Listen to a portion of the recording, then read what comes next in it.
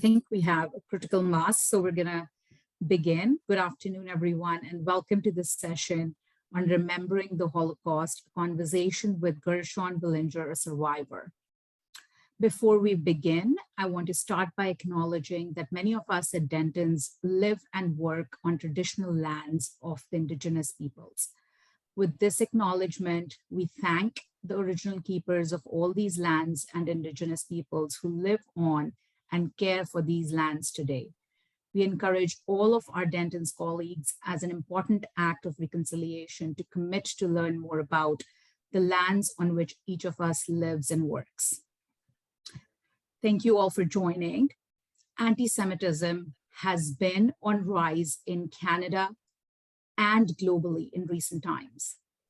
Yesterday, in fact, B'nai B'rith, Canada's League for Human Rights, released the 2021 statistics on anti-Semitism. There was a 7.2% increase in incidents of anti-Semitism in Canada from 2020, and a 733% increase in violent anti-Semitic acts in comparison to 2020. Online hate and posts hailing Hitler and swastika signs have become a preferred form of spreading hate and anti-Semitism. In addition, we have all seen the storefronts in London, Ontario, and synagogues in Toronto being vandalized, with swastika signs and hate being spread against the Jewish population. Therefore, we hope today will be a reminder for all of us that what can happen when good people stand by and don't call out hate. I hope it will propel all of us to action and to stand up and call out hate of all forms, specifically anti-Semitism. And before I pass on the mic to Barb Grossman, I would just like to remind you at the end of this session, we have a Q&A with Gershon. So please put your questions in the Q&A box. We will be monitoring that for questions. Please use the chat to discuss as we go on with each other, but put your questions in the Q&A box. Thank you so much. And with that, I will pass on the mic to Barb. Thank you, Deep. Hello, everyone, and welcome to today's webinar. We are joined today by two guests that we warmly welcome to Dentons. The first is our honored guest, Gershon Willinger, a Jewish child survivor of the Holocaust, who will share with us his personal story of the Holocaust and its aftermath as he experienced it. Gershon will be introduced to you in more detail by our second guest, Melissa Michael, Director of Education at the Friends of Simon Wiesenthal Center for Holocaust Studies, which is a nonprofit human rights organization committed to countering racism and anti-Semitism and to promoting the principles of tolerance, social justice, and Canadian democratic values through advocacy and education. Melissa's professional training is in education, and she's been involved with the Friends of Simon Wiesenthal for 13 years in various capacities, both creating and implementing educational programming for students and adults of all ages, including law enforcement agencies. Melissa has kindly prepared a resource sheet for us, which we'll share with you at the conclusion of today's webinar, and for those who are interested in taking a deeper dive. The occasion for inviting our guests to join us today is that this week, commencing at sundown on this Thursday, is the Jewish Holocaust Remembrance Day, known as Yom Hashoah. Shoah is the Hebrew word for Holocaust. To clear up some potential confusion, I want to note that this is the Jewish community's Holocaust Remembrance Day and the declared Holocaust Remembrance Day in the State of Israel. It's observed each year according to the Jewish lunar calendar. So the date moves around on the secular calendar the way all the Jewish holidays do. So this year starts on sundown on April 27th, but that isn't the same for next year or the year after. It's also been proclaimed as Holocaust Remembrance Day in Canada at the federal level and in several provinces, including Quebec, Ontario, New Brunswick, PEI, BC, and Nova Scotia. There is also a second Holocaust Remembrance Day, the International Holocaust Remembrance Day, which falls on January 27th each year. And that date is of significance because it's the anniversary date of the liberation of the Auschwitz death camp. Both Holocaust Remembrance Days present us with an opportunity to remember and reflect on the past and the lessons of history so that we may positively influence the future that lies before us. It's an opportunity for education about one of humanity's darkest chapters as we remember and honor the victims of the Holocaust and recognize the heroism of survivors and rescuers and the accomplishments of survivors who rebuilt their lives afterwards, including 40,000 Holocaust survivors who came to Canada.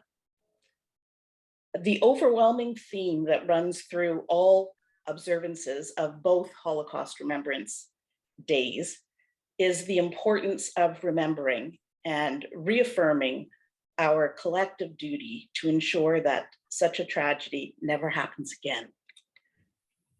I now turn it over to Melissa to introduce Gershon to you. And after Gershon shares his personal survival story with us, as Deep has mentioned, there will be a 30-minute Q&A. So we invite you, as he's telling his story, as questions occur to you, to put them in the Q&A button, and they will be monitored and at hand for Melissa when she convenes our Q&A. Over to you, Melissa. Thanks so much, Barb, and thank you to everyone at Denton's for attending today and for inviting us to be a part of this very special program. Gershon Willinger is a retired social worker, a public speaker, an advocate for Holocaust education, and a Holocaust survivor. Born in Holland after his parents moved to Amsterdam to escape Nazi Germany, Gershon never knew his mother or father, as they selflessly gave him to a Christian family as a baby in 1942 to keep him safe. I've had the incredible privilege of working with Gershon at Friends of Simon Wiesenthal Center for Holocaust Studies for a number of years, as he courageously shares his personal story of survival, which you are about to hear today. Please join me in welcoming Gershon Willinger. Thank you. Okay, then without further ado, thank you for the slides. I will indicate, Melissa, every time that I need a new one, please. As usual, maybe we'll put a map up first. That probably is good idea to put a map. Yes. Okay, let me start my story. You know, history is systemic. It's in sequence, although my history is also systemic, but I tell it through a story. So I give my own interpretation and my own view of what I feel psychologically inside and how I view my own story and the Holocaust itself. So I was born in 1942, which during the war, I always grappled with the idea, am I a Holocaust survivor? Am I not a Holocaust survivor? But yes, you lost your parents, you were in concentration camps, so you are. The only thing that was lacking at the time as a very young child is, of course, memory. So let me, with further ado, start. You see the map of Europe in front of you, which is Europe 1939, little country Holland at the North Sea across from the British Isles.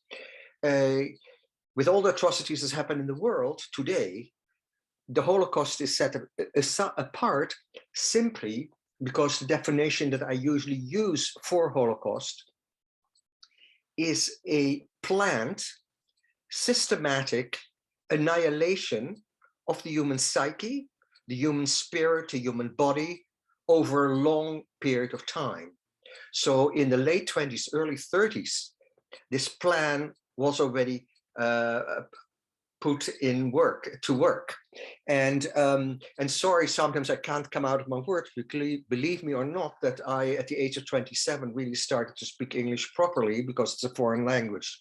But being married to an English woman, my English is more or less okay, but I may lack words at times. So what you see in front of you is the map of Europe. And a genocide, as I see it, is a spontaneous annihilation of people over a shorter period of time, often in one geographical area.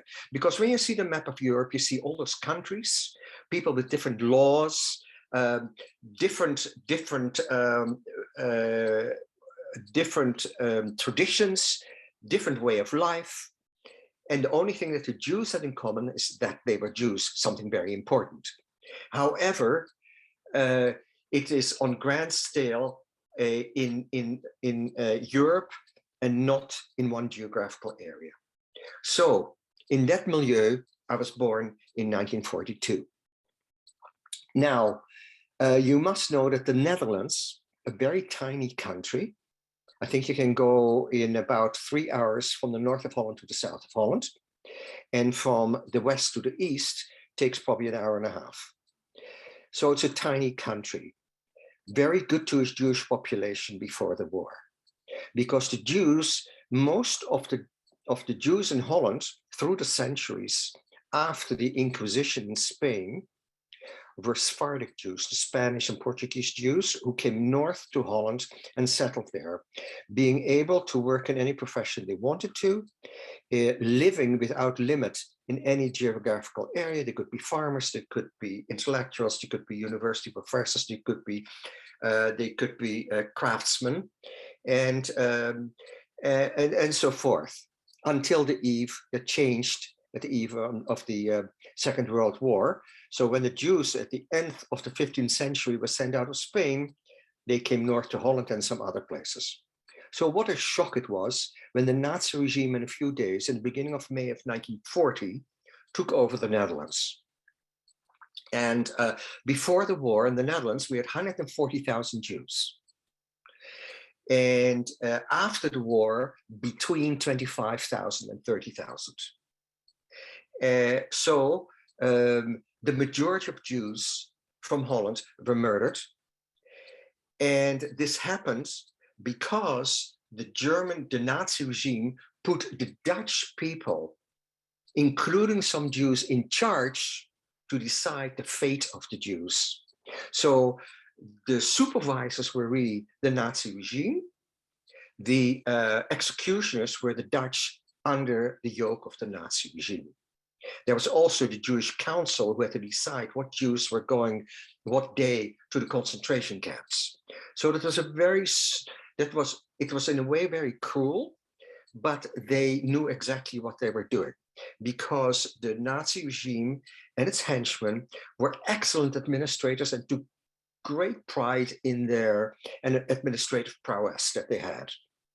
So consequently, over the years growing up, and I had a paper trail, could find out exactly where I came from through the International Tracing Center in Germany, where I was, through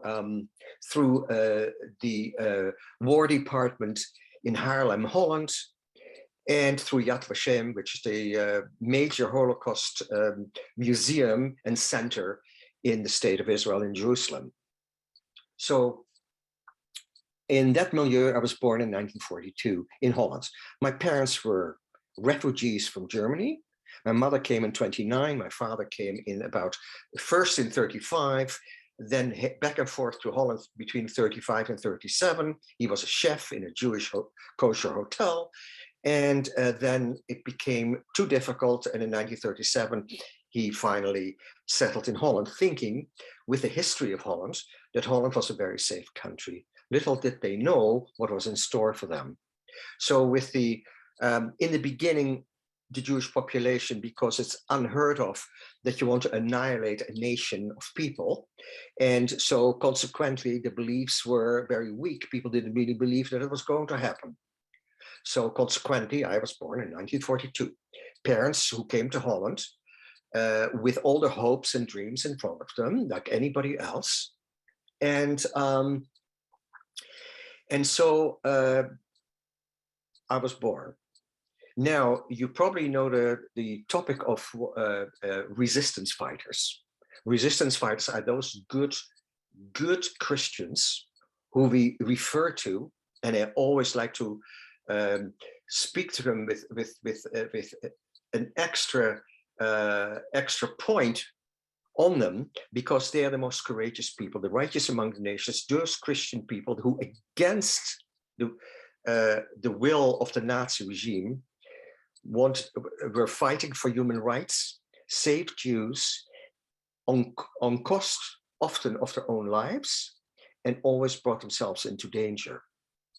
And those are people that I will never forget, and I will honor to the end of my days, because they are far and in between, but the ones that are far and in between are golden, because I always ask the question when I speak to my students, and of course I wouldn't ask you to give me an answer to that. If you were in a predicament, and you've got at the moment, you have got Ukraine, let's say, which I don't sneer at, it's a very serious issue. But if you were in a position to be a silent bystander, or stick your neck out and help a person knowing that your own life could be in jeopardy, would you do that? It's just a question I don't want you to answer, but just ponder for yourself. And that's what those righteous among nations did. I call my parents not righteous among nations, I call them heroes as well, resistance fighters, because as happens today, unfortunately as well, but I have to talk about myself here, they placed a young child in the care of others, not knowing if they would see that child ever again. And they did that with the help of the Dutch underground, the Dutch resistance in Amsterdam, who then transported me to the north of province in the north of Holland called Drenthe, on the border with Germany. And it's the same province where there was a transit camp as well, but they placed me with them. The whole village, the whole town was working for the Nazi regime, was working for the underground, was working for the resistance. However, there was one bad apple. I was betrayed, and the collaborators, among them the Dutch police, picked me up from the house and brought me to a transit camp. Now, I must tell you that to hide and harbor a Jew or anybody who was thought of working against the regime was at peril, especially when I was betrayed. My wartime father, I shall call him, the righteous among the nations person, was taken to jail. He, thank goodness, could talk himself out of that again, and he came home. But the police transported me in the same province to the transit camp. Can I have the next slide, please? It's called Westerbork. Westerbork was a central point where the Jews from Holland were collected to be transported once a week on Tuesday mornings to the east, to the mysterious east. I'm saying that very sarcastically because you didn't know in the beginning know what was going to happen to them. What you see in front of you are cattle cars. Is a cattle car. People with suitcases among them, women, children, old, young, feeble, ill people. And they were told in the beginning and were as naive or not knowledgeable about the fact that what was in store for them, because they were told you're going there with a family and work, and the rest is history. They got there. First of all, they were packed as sardines in those cattle cars. So many old and feeble people succumbed, and there was total lack of sanitation. So babies died en route. And upon arrival, you know the story, weak to the left, to the right, for those that could live a little longer and work, and to the gas chambers and to the death camps. So later people started to understand that was going on. And I can only imagine the angst and the fright that people lived in, because when Tuesday mornings those trains left for the East. But you know, in Westerbork, this is transit camp. Every person lives in hope. It's their desire to be hopeful. So everybody worked in their trade. If you were a social worker, you were a social worker, a teacher, a rabbi took care of the spiritual needs, a doctor in the little makeshift hospital. I was placed in the makeshift hospital, and the crash in the camp. And why such a little tot was not immediately killed or taken on the train to his death? Because the prowess of the Nazi regime's administrative abilities were very, very, very strict and precise. There were lists upon lists. The bureaucracy was there, and as a person who was born in Holland from German Jewish parents who fled to Holland, Holland and Germany had a paper trail. They wrote everything down. So when you came, for instance, from Lithuania or other countries, that paper trail was often not existent. But for me, it was existent. So I wasn't taken because often they didn't know exactly, is this a whole Jewish child, partly Jewish child? Is there one part of Aryan blood, a German soldier, a non-Jew? That didn't really necessarily mean that it saved your life, but it bought a little bit more time. So I stayed in this camp until the 13th of September, 1944, which sounds really absurd to you, but to tell you the truth, I, over my years of life, have found out where I came from, who I was through paperwork.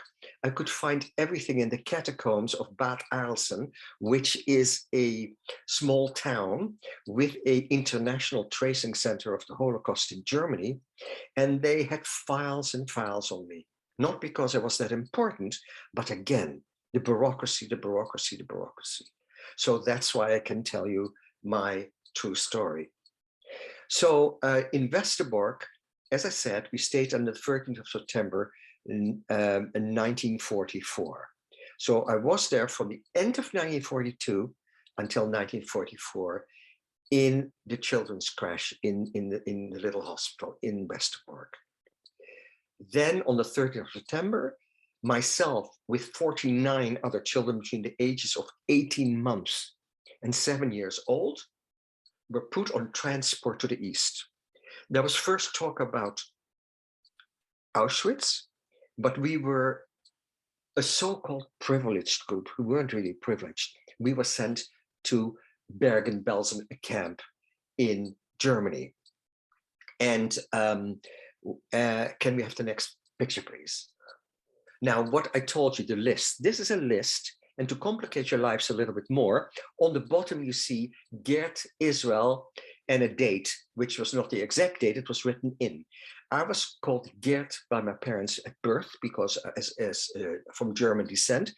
Israel was my middle name, given to me by the Nazi regime because little boys in Holland, to identify them quickly as Jews, were called Israel.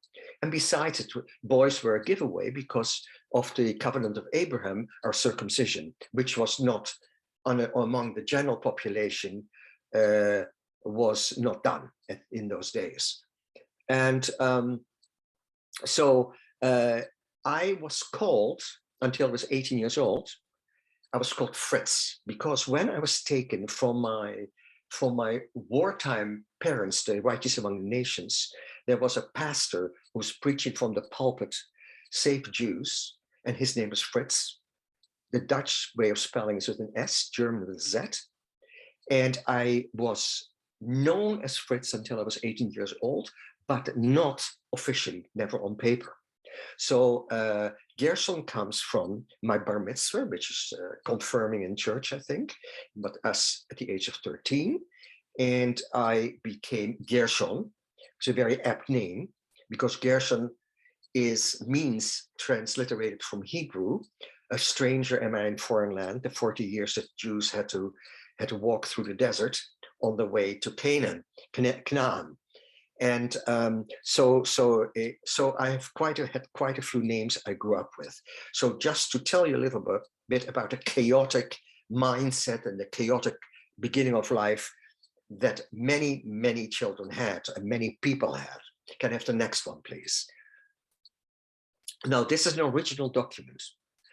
This one is, it says in German, Transportauslage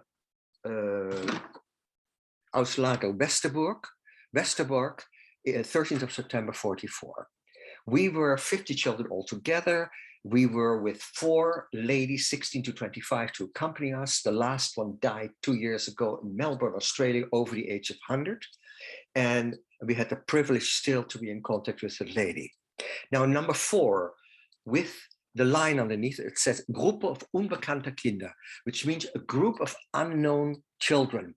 And I was one of the 50. This is the copy of an original document. So everything, as you see, it's compared to inventory in a large warehouse, people on the things on the shelf, commodities off the shelf. So Jews were a commodity with absolutely no rights, as you well know. I don't want to get into that, but that's who we were. We were then sent from there, from Westerbork to the next camp. Can I have the next one, please? To Bergen-Belsen. Bergen-Belsen is a concentration camp in Germany where I also visited. And Bergen-Belsen, typhus was rampant. And at the end of the war, already in 1944, many people were sent on the death marches when the Allies were getting close or arriving. They were sent out of the camp ill with typhus, diseased, weak, malnourished or not nourished, and was put on death marches, and many arrived at Bergen-Belsen as skeletons and were barely alive. However, they brought diseases with them, such as typhus, and typhus was rampant in Bergen-Belsen. In that milieu, us 50 children entered, but we were segregated because we were to be bartered with. You give me this one, I give you that one. That didn't mean that we were freed. We were just segregated so that typhus couldn't get to us that quickly. And you see the barbed wire around and so forth. Now, just to make you a little bit more familiar, to give you a familiar name, during the time that we were there, Anne Frank was there, her sister Margot, and they both died, I feel, murdered because they weren't supposed to die or to perish from typhus, and perished 2 weeks before the liberation of this concentration camp by the British.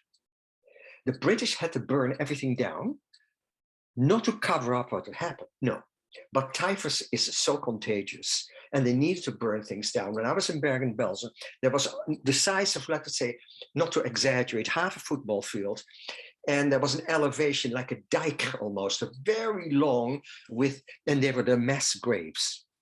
It's something else to talk about mass graves that we see on television in the news. It's something else to be confronted with it, which is an enormous, which is overwhelming to see that, but something that I, as a very privileged person who wasn't murdered, should see and had to see. And I suggest many people should see it, just even to humble themselves a little bit in the situation and appreciate what they have in life. We stayed in this camp of Bergen-Belsen, us 50 children, we all stayed alive for about 6 weeks. That's the only time frame that I can't give you an exact time, 6 weeks to 2 months. And then we were transported to the following camp. Can I have the next one, please? And that's the camp Theresienstadt, which was in the town of Terezín, in the former Czechoslovakia. What you see on the front door is Arbeit macht frei, labor sets you free. Very ironic, of course, because you work to death. Now, the interesting thing about this camp was that there was they were building the crematoria. However, it was never finished. There was a plan to gas people there, but it never came to fruition. It was too late.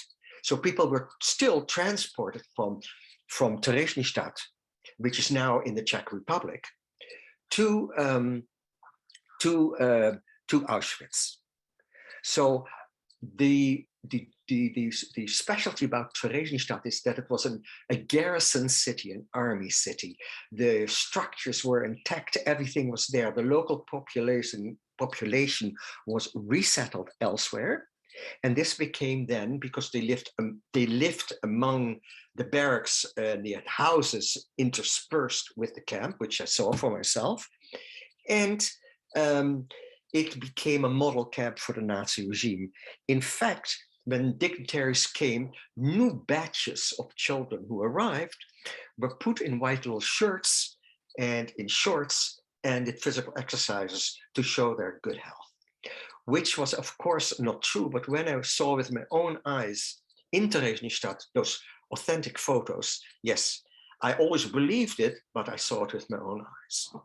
What also was very impressive about Theresienstadt is the beautiful poems. I never saw another butterfly written by one of the girls, and stories and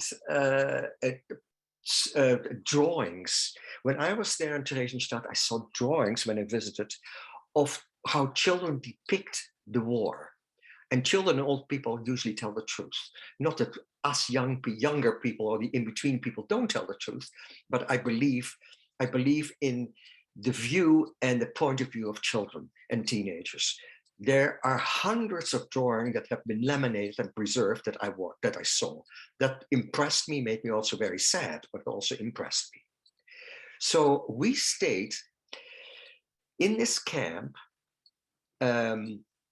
Let's first say this camp was liberated very late in the game, liberated on the 8th of May, 1945, by the Red Army, the Russian regime, Russia.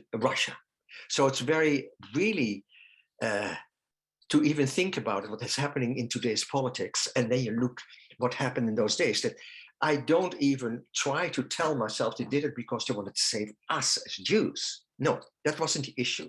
Jews weren't an issue. The issue was that they simply freed that part of Czechoslovakia, and we were included in that. They treated us okay at that time, yes. And from what I heard, from what I read. And then at Theresienstadt, when we were there, you know, when people get liberated and people are excited, it's the 8th of May, we're liberated, but they're broken people. Everybody went back to their own countries or not to their own countries. They didn't know where to go. They went to displacement camps. What do we do with the children? We don't know where they belong. You know, typical war story, just in a very different way. I'm not comparing, look at Ukraine. And so what happened to us is that I remember smashing of my memory starts to come to the foreground. I remember being lifted up in an army truck and then being transported back to Holland. We all 50 children went with different modes of transportation. And when we went back to Holland, we came back to Holland in the summer because we had to all these broken people had to be sorted out and what are we going to do with them? And the very tiny children who couldn't even validate their existence, what are we doing with them?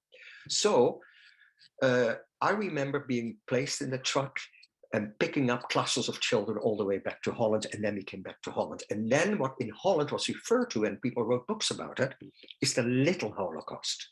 What do we do with all the small children who come back, who we don't know if their parents are still alive? Do they have other family members? What are we going to do with them? And I was placed in an orphanage, not knowing if my parents were still alive, what happened to my parents, but my righteous among the nation, wartime parents who took me in, where I was betrayed, found me. They were looking for me. They found me. I went back to their home. And after, when I was already an adult, I spoke to the youngest brother of my wartime father, who was 16 at the time. I visited him several times on the farm in Holland. And he told me I came back full of wounds, screaming, not be able to quiet him down for about 3 months. He was witness to that. And he said, but my parents did everything they could when you came back. So I came there and I stayed there for a while. Can I have the next photo, please? And what I told you when I came back to Holland, now what you see here in front of you, sorry that I talk a little bit back and forth, but that's the dynamics in which I talk, unfortunately. What you see in front of you is Het Parool, which is a newspaper from Holland. The middle column, when you go down the column, there's a little line towards the bottom. Take my word for it. It says there, Fritz Israel. And that's how we were known. Israel was the surname or the middle name, doesn't matter. It was Robbie Israel, Hansje Israel, David Israel. So the boys, girls were called Sarah. They were named Sarah, the girls from Holland, although there are many non-Jewish girls who are called Sarah as well. Beautiful name. However, that's how I'm there. And those lists were placed on public buildings so that people can see, as after the war, were the loved ones still alive. Anyway, I was found by, as I told you, go back to my story, back to the Righteous Among the Nations foster parents, and I stayed there for a while until the social service for war orphans came and took me away from there. I'm not sure if it was the reason that I was Jewish, because I didn't know I was Jewish and I was taken to church. And I must tell you, my very faint memory is still, I know still to sing one hymn that was sung in the church that I specifically liked. And I was very taken with the church because of the pathos, the large walls and the sound of the music. And so they took me away from there, lock, stock, and barrel. And I started to do my walkabout, as I call it. Can I have the next one, please? This is a first picture. I was very small for my age. I was very young, 1945. That's the first official picture as I came back to Holland. Can we have the next one, please? And here I'd like to introduce you to my wartime parents, the Righteous Among the Nations. The boy that stands with his hand like this is me. I stand in the foreground with the suspenders, klompen, which are wooden shoes in Holland. That was the mode of dress. That's what I had on. Next to me on the left is my sister, who I didn't know was my sister. She was hidden in the same province where the camp was. Next to her is my wartime sister. Behind me, the dark-haired girl with the bow is my cousin, who I didn't even know anything about. Next to me is my wartime brother, Henk. And to let you know that those Righteous Among the Nations need to be honored to the end of their days. Most of them already passed away. I was nursed because he was still nursed. He was a young boy. He was still nursed by his mother. And I suppose it saved on the groceries because food was hard to come by. So you can well imagine what a fantastic people they were. On the right, you see my wartime brother, who I shared a bed with, in the house that you see behind the children. Can I have the next one, please? So I was taken away from there one day and I went to the orphanage. That was 1946, 47. You see me sitting on the lap of a girl there. I felt very comfortable in that orphanage, and tell you why. As a child, if you have not known to live in a hierarchy of a family, you don't miss it. You don't miss what you haven't had. But I like the company of children that I was familiar with in the camps and after the camps and so forth. So that was my orphanage. I was, for some reason, taken away from there to be taken to a convalescent home on the Dutch coast with sea air, with kids who came out of hiding or concentration camps or wherever they came from, to strengthen them. We went every day to the sea. From there, I went to another orphanage, and then finally to an aunt, a relative of her mother, an educated lady who was single. I stayed with her for a while and started school. I remember all that well. And then one day, social services came and a family came and they brought me presents. They left, and the next week, my aunt packed a little suitcase for me, and I went to live with that family, who became my foster home for the next 10 years. I did not know that I was leaving her. I didn't see my aunt again. So the time frame of this being sent from pillar to post was between 1945 and 1950 for 5 years. I came, can I have the next photo, please? I came to my to my new foster parents, Jewish foster parents who were broken people, because my foster father escaped from Westerbork, the transit camp, ended up in jail, got out, and so forth. And he had TB during the war, had to be in hiding with TB. And my mother, who was Jewish, but my foster mother, who looked Jewish, but who didn't look Jewish, who looked very nondescript in the sense of not a Semitic look, worked as a courier for the resistance. So she was also a nurse during the war. So these people were broken, but he took a child on. And this child, who had read in his archives in Holland that he was labeled physically and emotionally challenged, to use the right word. And consequently, I had to respect them. Excuse me, I should drink a little bit of water. To respect them, because they took this child in. This child learned at the age of 8, and I remember that well, to walk the stairs. And this child at the age of 8 finally was taught to be potty trained, which is late. And no wonder that people thought this child was challenged. I also had the privilege, can I have the next one, please? I was also privileged to have psychiatric care from the age of 8 to 13. Many of my contemporaries didn't have that. So I was very privileged and very, very lucky from 8 to 13 and from 15 to 17. Obviously, how did your education go? That was atrocious, because attention deficit, trauma, and I wasn't able to learn very well. But that I set straight to prove to myself I wasn't developmentally delayed. I went to university later in life, so things worked out beautifully. But more importantly, what I found out when I was with my new foster parents after a year or so, that I was Jewish. Now, the Jew is very abstract to be Jewish. However, I figured quickly out, if you are Jewish, whatever that means, it cannot be taken away from you. That's you. So I took to it very quickly, because I knew that was the first thing in life that wasn't taken away from me. And I found out also slowly that I had parents. I'd like to introduce you to them. On the left, you see my father, Guido Willinger, born on the 29th of July, 1908. On the right, you see my mother, Edith Helene Willinger Rothschild, or Rothschild, you would say, born the 28th of July, 1909. There was a year difference. People with all their hopes in front of them for a future life. Proof, they had in 1940, they had a child, my sister, and in 1942, you had a child, me.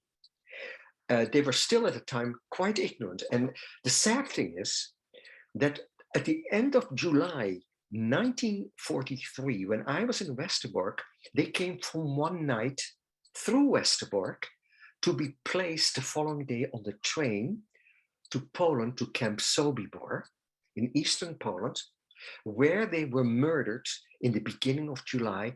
You see it on the stone in a minute, the 2nd of July to be precise. They were murdered in Sobibor, Poland upon arrival. Now, from Holland, there were large contingents of Jews who were sent to Sobibor between the months of March and November of 1943. And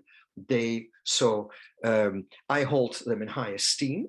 They didn't just turn to dust, because I have a photo and I'm always able to talk about them and always proud to show them off, although I never have absolutely no memory from them, but the photo hangs on my wall. So at least it didn't turn just into dust, as 6 million of us perished. And I'm very, very lucky and privileged to tell my story. Can I have the next photo, please? Now, as I've talked for years, also in the past for the Holocaust Center, where I lived in the past in St. Catharines, for Niagara, for Hamilton, and now in Toronto, I got a call to at the time, the Canadian Jewish Congress, saying there's somebody in Germany who wants to contact you. Why? Your father worked in a certain town and there were stolpersteine, or stumble stones.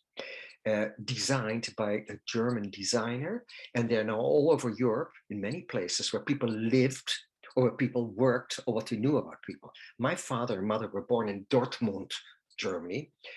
He worked in Bad Wildungen, a health spa town in Germany, where he was a chef in a Jewish kosher hotel. Now, so in front where that hotel was, there is now a gravestone, I call it. It's very small. It's a brass plaque cemented in the ground. And it says, here lived Guido Willinger, born in 1908, deported in 1943 to Sobibor and ermordet, which means murdered. Now, my mother did not live in that town, and but I asked the authorities, could you please put a stone for my mother as well, because they were murdered at the same time. And it's for me, it's something tangible. I can touch it. I can say a prayer over it.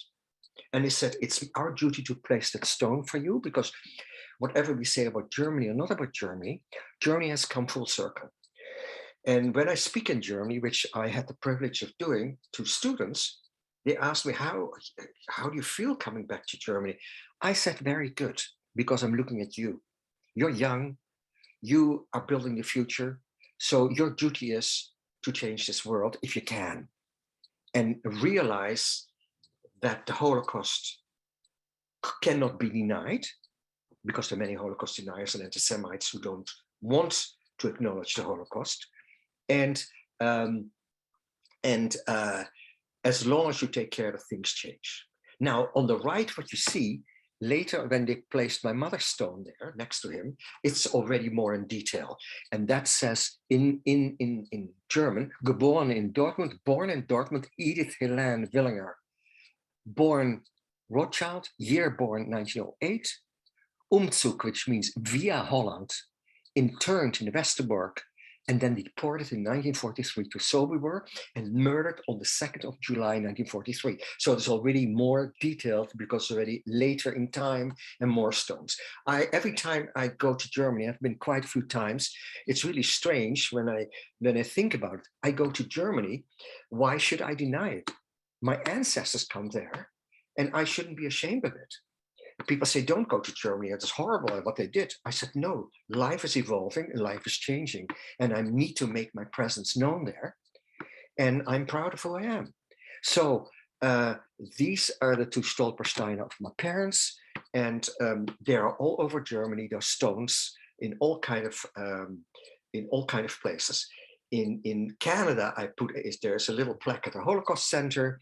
In a few synagogues that I've in St. Catherine's, where I attended, there's a plaque up for my parents. If I could put plaques up anywhere in the world, I would put plaques up for it. When you know why? That they weren't just murdered in vain. I want to see for future history, for my children and their children and their children, that there is something that they can touch, that they can see for themselves with their own eyes that happened.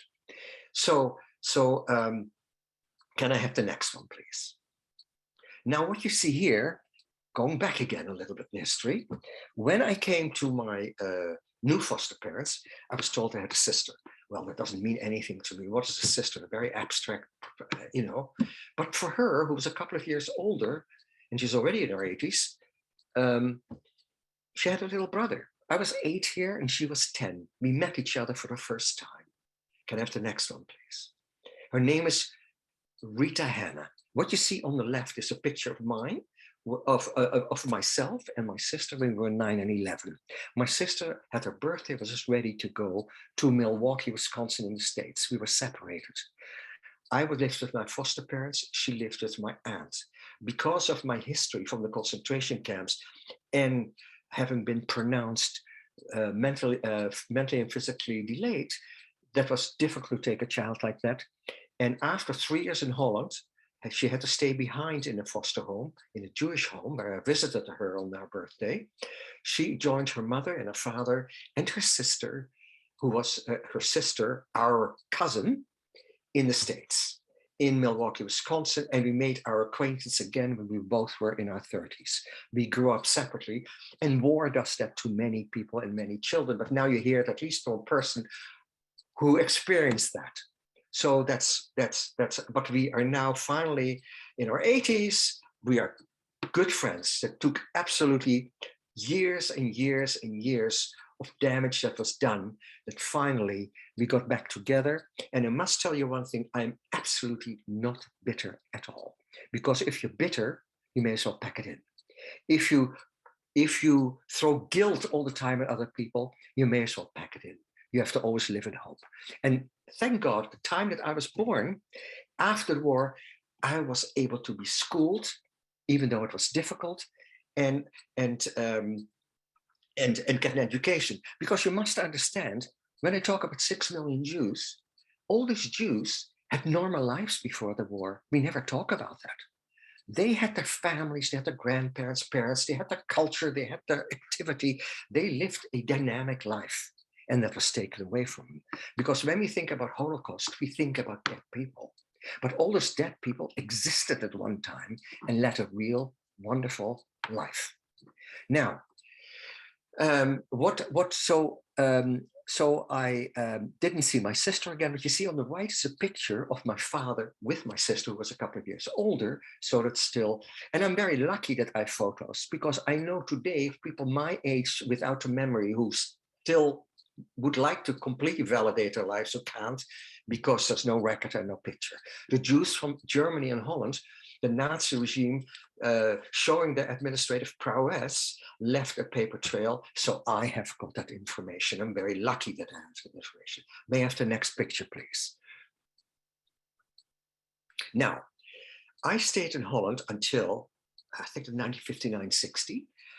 I was, until 1959, a refugee in Holland, although I was born there because my parents were naturalized and I wasn't allowed to be Dutch. So I had to be registered every 6 months that I was living in this country, even the country I was born in, that country.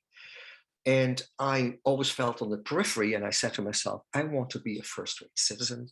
And I put a lot of blame on Holland, but that is another story. I shouldn't have don't put the blame, circumstantial and all kind of other things happening.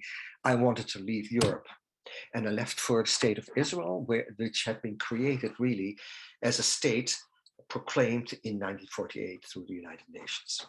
And so I became, and when I arrived in Israel, I obviously had the Dutch papers when I was adopted in 1959. And officially, so that I could have a nationality. And I used that nationality to immigrate to Israel. And I was conscripted into the army. I volunteered as a paratrooper, which was a commando, Marines. I wasn't militaristic at all. However, I knew I was fighting for my own person, who I was as a person, who I am as a person today. And of course, it was no picnic. I had to fight at borders at Egypt at the time. There's peace now with Egypt, at the Jordan Valley, at the Syrian, across from the Golan Heights, in Syria, as part of the 6-Day War, and so forth. I say that not with pride, because killing people, we don't have to be proud of that. But I say that as self-validation, that I don't bow down, I stand up and fight for myself. Also, the notion that the Jews went like cattle to the concentration camps is not exactly true. The ghetto uprisings that we know, especially the Warsaw uprising, all those things that happened, Jews did stand up. The partisans in the forests, we all stood up, but not always succeeded. And if people treat you as a non-being, as during the slavery in the southern United States, in many centuries ago, that's how you were treated. You were a possession, you needed to be killed, you were vermin. And that's how it exists, how it was. So I was in the army for 2.5 years. I was also in the army as a professional after I finished university as a mental health officer in the Golan Heights. And my wife I met in England, and I studied social work. I had a bachelor's degree, yes, and I have a master's degree. And so it was just a certain way of learning. It was growing up and trying to recapture what you have lost in a way and have an education. I was very gainfully employed as a social worker, working with sexually, physically, and emotionally abused children. I always worked with children, a little bit of payback here, I think. And in Israel with juvenile delinquents and street corner groups in very poor areas of Jerusalem, Tel Aviv, and Haifa. So that's a little bit my professional background. You don't become a millionaire with a profession. However, I can tell you it gave a lot of satisfaction to be of service to people. And so that's, and again, I'm so lucky that I'm here to tell you the story. Can I have the next picture, please? Now, this is where the story doesn't end. It begins a new phase of my life. My wife is from London, England, a Jewish woman who's part of it, her family, who were also from Holland, although she comes from multi-generational, born in England, also murdered during the Holocaust in the concentration camps. So, and the one thing, anecdote that I have to mention is that an uncle of hers in Holland and his children, they were humanists. They didn't practice Judaism. They were just named Jewish. Guess what? They were picked up and murdered. So it didn't matter whether you were totally assimilated within the country, within the religion, within the Christianity. If they found out that you were a Jew, you were on the hit list. So that's just, that fanatic it was. Can I have the next one, please? This is the war Hitler didn't win. It's an old picture of my family, 3 children who were 52, 50, and 49.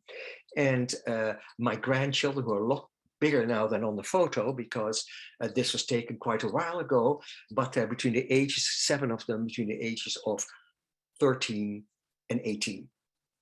So, and I'm very proud of that.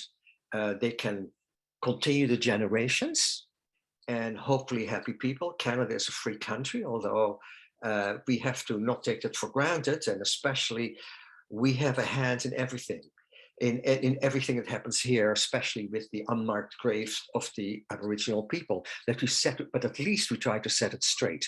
Many countries where atrocities happen today, they don't set it straight. It continues and continues. So I'm quite adamant by saying that my homeland is Israel and my new adopted country is Canada for the past 40 years. Judaism is a very strangely, it is a religion, it is a tradition, it's a way of life. So it can, within that framework, like any other religion, any other people, that you can be secular, you can be more adapted, less adapted to a country where you live, observe more or less, but that's who we are. And I must mention 500,000 of Roma and Sinti who were murdered during the war. I have to mention homosexuals, lesbians. I have to mention Jehovah's Witnesses. I have to mention all the political people, the communists, and plain people from Poland and other countries who were murdered during the war as well. Actually, the most macabre thing is that the extermination camps, the gas chambers, were first tried out on mobile units with developmentally delayed people. And when that worked and they were murdered, then it started grand scale in the extermination camps. So this is a horror story. But there are many horror stories. I have to tell you my particular stories. I'm very well aware of what happens in the world today and the horror that happens in this world, and I don't have to repeat that. But it's so really the difference between Rwanda. I have met Rwandans who went through it here at Baycrest at one time. There was a meeting, and they went. We Jews talked together with the Rwandans. It was a very different situation, but there was very much in common as well. Atrocities are atrocities. Holocaust is Holocaust. Genocides are genocides. They're all terrible, and they still happen all over the world, as you well know. Can I have the last picture, please? And this is a book that I have home. It's not the Bible, but my personal. This is a book called In Memoriam, This is a page with the name Willinger on it on one of the last pages. 103,000 names of people who were in conjunction. It was put together by the Dutch in conjunction with the Jewish community in Holland. And it is a compiled dictionary of names of Jews who were sent to the East and murdered, 103,000 of them. And the purple lines underneath are my parents, my grandparents, and my uncle. There were more, one of them in Auschwitz, the rest were murdered in Sobibor. The day they were born, where they lived, and where they were murdered and what date. If most of them known, some not known, and they were just mentioned as people who were taken away. So I've got that book. And that is, it is in my bookcase, and most people who were in Holland at the time have that book, the Jews. You hear my story as from a very young child survivor who needed a validation of his life, who needed to find out through his life who he was as a person and what he was as a person. But I would suggest that you also listen to people, because it's now become a privilege. I'm old, but I'm young compared to 95-year-olds. And if you have a chance to talk to people who remember the camp, it's a totally different story. It's also a different, unique story, because all our stories are unique from our own perspective, how we look at it as the person, who we are genetically, who we are as people. So that's how we present it. That's why I told you in the beginning, it is systemic, but with an own perspective as the person who I am, and it becomes a story. So because the story comes, it's your perspective, but also your interpretation as the person that you are and how you view it. It will always, PTSD will always be there among men, but people are we shouldn't cut ourselves short. We are very resilient people, and we overcome, and we live with hope, and we hope for a better life. Thank you very much. And I have to just be excused for a minute, if I may. Is that okay, Melissa? Okay. Sure, yeah.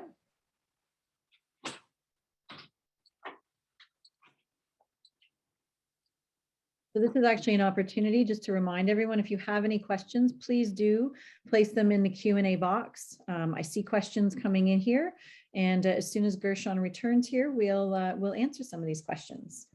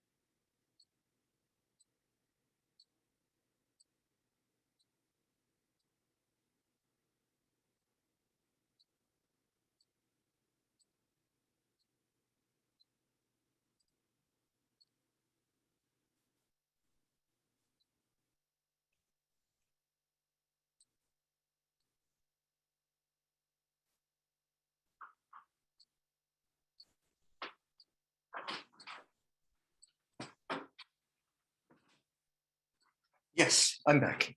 Sorry about that. Here I am. Are there any That's okay. questions? We do. We have some questions coming in. The first one, though, that I want to ask is, I'm first of all, thank you so much for sharing your testimony, Gershon. I'm always completely humbled with the courage that you demonstrate in being able to share this part of your past. The other thing that always strikes me is how you mentioned hope, and hope comes up in numerous spots throughout your testimony. Where does that hope come from, and why is that hope so important? I think hope is innate to human survival. Hope is innate, especially in a child's eye for the future, because you always are looking for something of the future, and it's also a disposition genetically linked that you live in hope. Many people who in the camps where they could get a crust of bread, that is hope. You're still alive. You still live in hope. You're still alive, and you can still move. You see, the secret of some people being able, if physically they were able to still stay alive, there's something called internal integrity, internal self-worth, an internal life. So you can be browbeaten and beaten, but you are still, if internally you have got that self-respect, you can continue to survive. That self-respect as a human being, it sounds probably strange when you're all trodden down, but there is something innate in a person if you possess that. That many people succumbed before their time because they didn't possess that innate optimism, that self-worth, that eternal life. Because you turn inward and you have that internal life, you try to help somebody else. You hear courageous things from concentration camp. One almost dead helping another person. That is hope. That is wanting to survive, wanting still be part of this world. Being part of this world is still hope for a person. And in a better future, I still believe that there are more good people than bad people today. So wonderful. That's beautiful. Thank you so much, Gershon. So a number of questions have come in from the audience. One of the questions, and I see it actually several times through the Q&A box, is, can you talk a little bit more about your wartime family? And are you still in contact with any relatives of your wartime family? Well, yes, that I can share with you. My wartime family, first, a quick background to that: the Dutch government, the people who were righteous among the nations after the war, were treated abominably. They weren't recognized, they weren't terrible. So my family decided to immigrate to Canada. I didn't know about it. I knew that they left Holland. But I was on the beach in the 1970s, late 70s, and I heard an accent, and people were talking Dutch. And I still, in my mind, figured out it was the regional accent from the place where I was in their home. And I just threw the name out of my foster parents, of my wartime parents, thinking, they said they live in Niagara Falls. So they immigrated to Canada. Unfortunately, it took me a year up, because in that when you have still young children, you're busy with other things. And I didn't want to drag my past up again. So it took me a year to pluck up the courage and contact them. So the children of my wartime parents, who were then older than myself, many of them, when I called them, they knew who I was. I introduced myself not as Gershon, but as Fritz. And then she said, "Are you so-and-so?" And we had to immediately go to Niagara Falls to introduce my family. That year that I wasted really not contacting them, my wartime mother died of cancer, unfortunately. And my wartime father had Alzheimer's. But he was brought to the home for a visit. When I walked in, he said, "That's Fritz." Long-time memory came back. And I put a photo down of 1937-38 of my mother. He said, "That's Edith." And then he went back to his own world. For me, that was an enormous validation of my existence, because I had hair at that time. And he recognized me. I was dark black hair, and who I was is, for some reason, he knew I was Fritz. And what really also stayed with me, that all the children of my wartime parents' children knew about my existence, because I was that little stepbrother that was ripped away from them for no reason, you know? And so I reunited them. Of course, I became very close with the brother Henk, who was my age. We was together nursed with our parents. And I became, and until his death last summer, we were very close. He went out to New Brunswick, but we were always in contact. We visited each other, and I got all the stories I did get. So no, I found them by a fluke of nature here in Canada, and I know of the family. I know where they are. There's no talking anymore to the children, but the grandchildren I've been in contact with, and they all knew that I was that little Jewish boy that was placed in their home in the beginning of the war as a baby, and again after the war was over. So yeah, so that was the contact. So, and just to add on a little bit more to that story is, do you know what happened to them after you were taken away? So often we heard, about the threat to the family. So you were found and sent to Westerbork. What happened to them in the immediate aftermath of that? The father went to jail. He said, I didn't know it was a Jewish boy. Well, somehow they bought it. But you see, they took also a German deserter who was in the hayloft hidden. So any people who were oppressed, and it included Jews or Christians, or even, I would say, homosexuals, whoever they were in life, they were that kind of people. Justice for all.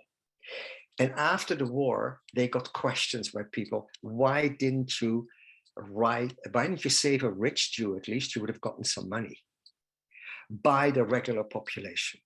And they told me that, so I believed them.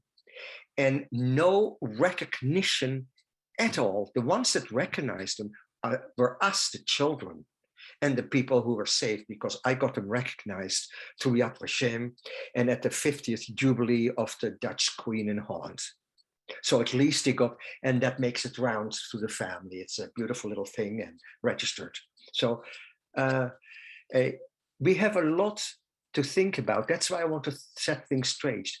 It is only a couple of years ago that the Dutch government apologized for the Holocaust. Germany did it much earlier. I don't care when you do it, but do it. And I must say, Germany has come full circle. People acknowledge what had happened. Don't try to hide it. Because I remember when I was in school, in high school, in the early 50s, there was half a paragraph written about the war and the Holocaust. And they didn't know anything. And slowly over the years, Germany has come to terms, and now they call the liberation of the Second World War and the defeat of Hitler, they call it their own liberation now as well. So that's a very healthy attitude, because many Germans, especially the children, the grandchildren who came after, had a lot of difficulties to be able to live with the fact that their grandfather worked for the Nazis. And many complications. So I feel very sorry for those people. Some of my contemporaries, I don't feel they get what they deserve. No, it's very sad. All around, very sad. I can't help but think you were born in 1942. So doing the math, you were only 3 years old when you were liberated from Bergen-Belsen. Those are such... From Theresienstadt. So from Theresienstadt, sorry, thank you, from Theresienstadt. Those are such formative years. One of the questions here is, can you talk a little bit about any psychological effects from those early childhood years and how that's impacted the rest of your life? It impacted that you have to rely on yourself. It also, I had a very hard time with attachment. to people because I didn't trust people. I also always thought I have to be careful because people, I was very proud of being Jewish and I put it in the foreground, but I was very mistrusting. Anybody who was not Jewish must be an anti-Semite, which I had to learn was not true at all. And it impacted my life insofar that I had many names, and I'm still today, what most impacts me is that until today, although I've got my own family and grandchildren, that people have a continuation of life, meaning they were born, for instance, in Canada. They were raised in Canada. They were raised in their mother and father's home. Then they had grandparents. Then they had aunts and uncles. They had to find out, because every family has an interesting history, no matter where you come from. However, they had that while they lived. And I had to find it out. So it impacted me in so far that I say life is good, but I still look over my shoulder. And that's really how it impacted me. Thank you so much for sharing that. We have a question here about your sister. Can you tell us a little bit more about your sister? Yes. What happened to her when you were sent to your war family? And what was can you tell us a little bit about her experience in the Holocaust? Yes. From what I know, the little I know. You know that, as I told you in the story, that we were separated for many, many years. We didn't grow up together through circumstances of the war. And she actually, I hate the word suffering, because maybe that's also one of my hang-ups. I feel weak when I use the word suffering, which I don't suffer. I went through certain experiences. My sister did not go to the concentration camps. She was very quickly hidden with families in the same province where Westerbork was and where my wartime parents lived. So she was quite constant in maybe 2 or 3 underground homes, I shall call them, and rather consistent. And at the end of the war, my aunt, who was also hidden, there are 2 sisters of our parents who stayed alive, of my father to be exact, who was always in contact and knew where she was, and then automatically took her after the war. So what happened, her tragedy happened when there was a numerous clauses of how you could get to the States, only by nationality, only in certain numbers. And so when her mother went, she had to stay behind with her uncle. When her aunt went, it's the aunt, she had to stay with the uncle in Holland for 3 years in a Jewish foster home. She loved the foster home, wanted to stay there. They were all papa and mama, and they were their family. And then suddenly this little girl of 11 years old is ripped away, knowing that she has a brother in Holland, blaming her mother all her life, or our aunt, of not taking her little brother. I don't blame her at all, because it was a tossing here and there, but is there money, is there no money, is he normal, is he not normal? I don't know the exact story, and it's not important. But on her, it created an enormous resentment towards her family. She went to the States. She didn't have the parents, when she went to the States, because they were from Germany, they spoke German. So first of all, she thought she was placed with an ex-Nazi family. And she repeats that story over and over again until today. They spoke German. They had to work very hard because they had nothing. The older sister, the natural child of her aunt, was already alive. And here comes this little kid of 11 who doesn't speak a word of English and who's very complicated. In the meantime, with another child born, because my aunt went pregnant on the boat to the States with her oldest daughter and this child. So she came there, parents were never there. They also went to church. They wanted to deny themselves to Judaism because they were so petrified. So petrified. I, as a small child who didn't really realize how much anti-Semitism there was and how people treated us, was very open and very, very Jewish. So she paralleled with me at one time brought up in a household that didn't want to know about Judaism, went to Israel to look for her roots, left again, and always felt very Jewish. So she did it all by herself. But she at her age of 80, over 80, she definitely has an attachment disorder.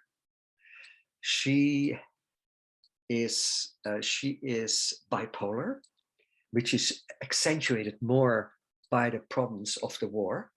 Because although things happen in childhood, your childhood is so important for the future development of your life. And I, again, was so lucky that I came with a far-sighted family who put things in place for me. I led them a dance as a child because I was very, very difficult, very disturbed, but they persevered. She didn't have that. So she actually is a product also because she's older a little bit, a couple of years. And the difference between her and myself is she hardly remembers, although she left at 11, any Dutch, which is strange. She also doesn't acknowledge any memory that she has. She just got in contact with a family that she barely remembers in Thunder Bay, a Dutch family, righteous among the nations, who she is now very close friends with. Because history is what happened yesterday. And so today I'm still learning. So I'd like to share that with you. Every time I talk, I either subtract something or add something for the simple reason I've learned some new truths about myself, and I don't want to embellish a story because it's my responsibility to tell the truth as much as I see it and I know it. Because people say, how do you know? I said, because I was so lucky that there was documentation, ironically, that there was documentation. So yeah. So what I'm in today, my sister and I didn't get along for many, many years. She was like a stranger to me, a different way of life, a different person. But finally, in our older years, we've become good, close friends as brother and sister. That's it.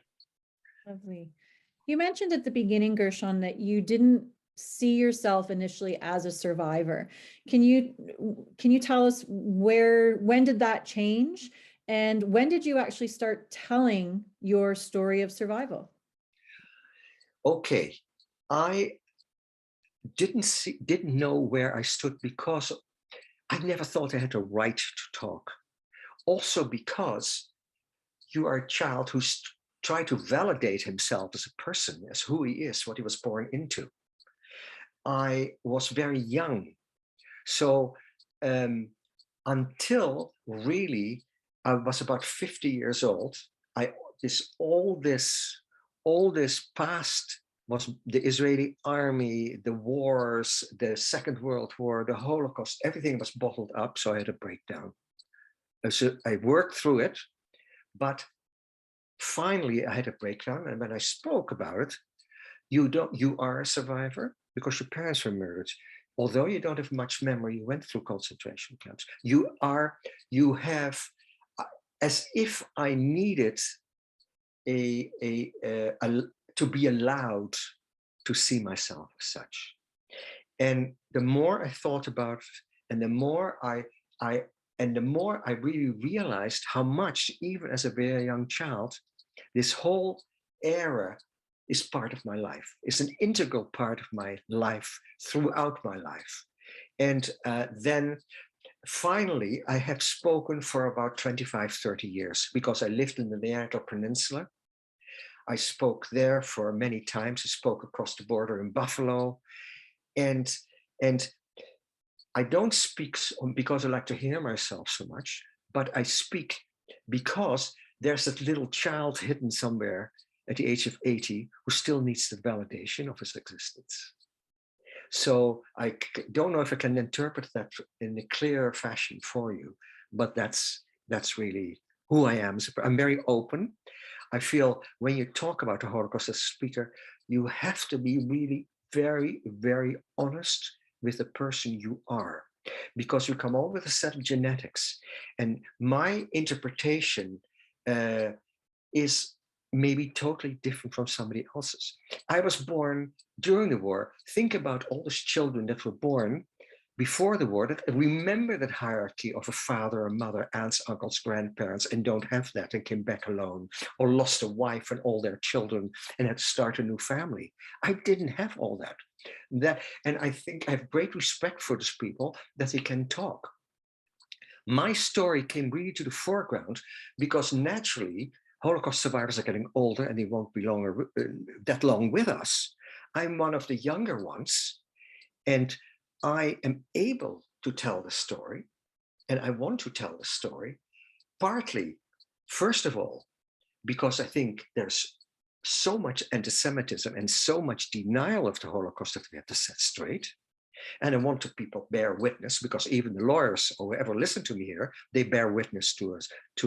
And I would encourage you all to listen, not only to the Holocaust story, but if you get your hands on a Yazidi, or you get your hands on a Rwandan, or other people who have been deprived and treated abominably, listen to those people, because our stories are different. My interpretation is for somebody who had to find validation for his existence. But those poor people who came back and remembered to be hugged by their parents, by their grandparents, and they came to an empty place when they came back, and they had to find all that again.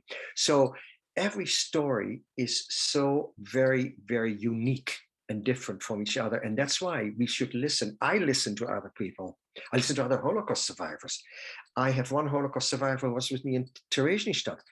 He's a good friend of mine. He is 8 years older than me, but he remembered us children coming in to the International Kinderheim in the International Children's Home in Theresienstadt. So all these things are happening.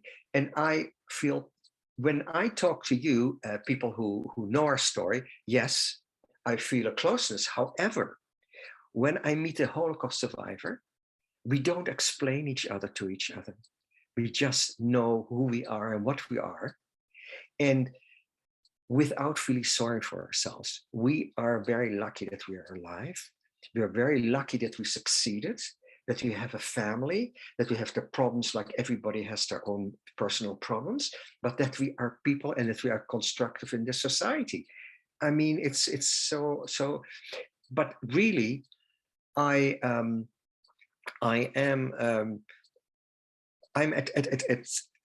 comfortable now with the fact that I call myself a Holocaust survivor and am a Holocaust survivor, albeit a very young one, but it's there.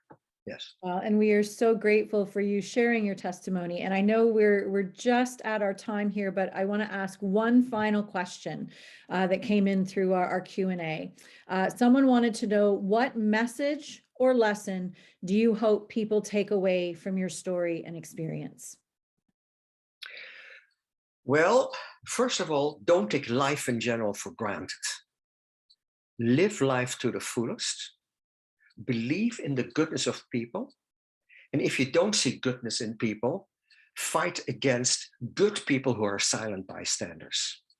Because although they're not as guilty as collaborators, but don't ever be a silent bystander, and appreciate that you live in a country where by law, no matter what religion, creed, or whoever you are a free person, no matter what color you have, what accent you have, and who you are as a person.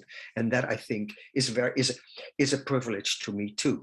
Canada came a long way. Yes, I'm very ashamed, being a new citizen of this country, about the Aboriginal stuff with the grapes, because that is traumatic, because it triggers in me something from the past in a very different way, but it triggers.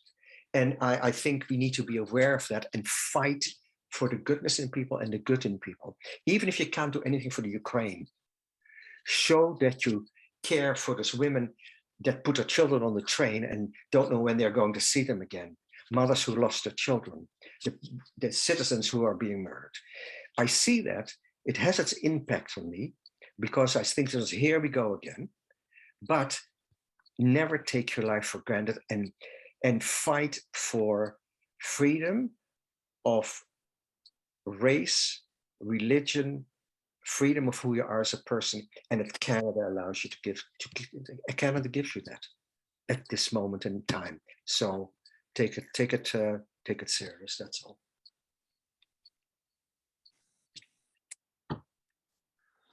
Thank you, Melissa and Gershon, so much for being with us today.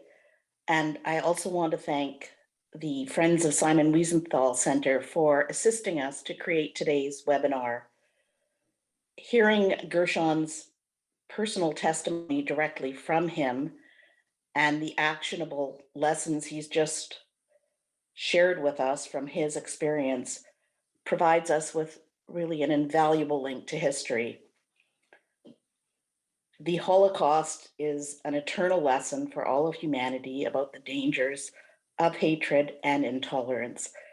And this lesson's especially important at this moment in time when there's very troubling resurgence of anti-Semitism and other hatreds throughout the world, including, regrettably, in our own good country, Canada.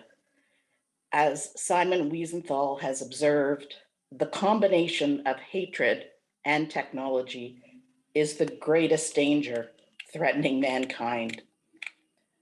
I just want to make everyone aware, and this will be posted as well on the chat perhaps, and also on the diversity and inclusion page at Denton's, that the Government of Canada has very recently launched consultations to inform the first ever Canadian National Action Plan on combating hate. People across Canada, particularly those with lived experience of hate, are encouraged to have their say in the development of the National Action Plan by completing a short online questionnaire. The deadline is May 8th of 2022, so coming up soon. And I encourage everyone who's in attendance today to participate and have your say. Thank you to everyone who attended today and to those who participated in the Q&A.